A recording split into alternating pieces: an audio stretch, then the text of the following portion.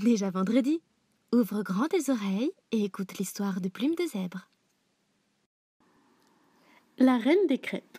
Dame Pâte à crêpes était la plus grande cuisinière de tout le royaume. À quelques heures de la Chandeleur, elle avait du travail par-dessus la tête. Il lui fallait préparer assez de crêpes pour le royaume tout entier. Dame Pâte à crêpes se comparait souvent au Père Noël.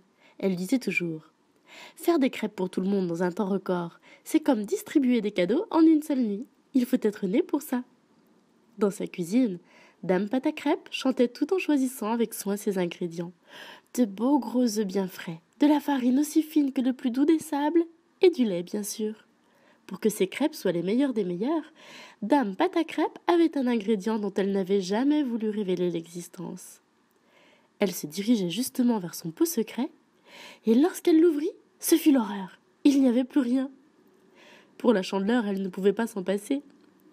Comment allait-elle faire pour préparer toute sa pâte et aller chercher son ingrédient? Dame Pâte à crêpes était à 2 coups de cuillère de pleurer quand le jeune Marco entra. Marco était son neveu et assistant, un bon petit très doué pour la cuisine. Voyant que sa tante semblait très inquiète, il lui proposa son aide.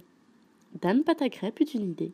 « Mon petit Marco, j'ai besoin de toi pour une mission très spéciale. Sais-tu garder un secret ?»« Oui, tu peux me faire confiance. »« Alors écoute-moi bien. Pour que mes crêpes soient les meilleures, je mets un ingrédient spécial que personne ne connaît. Tu dois aller le chercher et me promettre de n'en parler à personne. » Oh! Le petit Marco était très impressionné. C'est quoi? Une plante que je réduis en poudre, de la biérume. Voici une photo. Tu la trouveras au bord de la rivière. Dépêche-toi. J'y cours, à tout à l'heure. Dame Pâte à crêpes, soulagée, continua à touiller son immense saladier de pâte à crêpes. Elle sortit ensuite de sa cuisine pour ordonner. « Cathy, il faut préparer les boîtes pour les livraisons. Tristan, j'ai besoin de la liste des commandes. Mélodie, les clients sont-ils satisfaits? Quelqu'un a des nouvelles de Marco ?» Tous les employés couraient dans tous les sens pour répondre au plus vite aux exigences de Dame Pâte à crêpes et celles de ses clients. La grande cuisinière commença à surveiller tout le monde quand Marco arriva en courant. « C'est bon, Tata, je l'ai !» Dame Pâte à crêpes prit son jeune assistant par la main et ils allèrent ensemble finir la pâte et faire chauffer les poêles. Dans les rires et la bonne humeur, Marco et sa tante écrasèrent la biérume, la mélangèrent à la pâte et firent des piles gigantesques de délicieuses crêpes.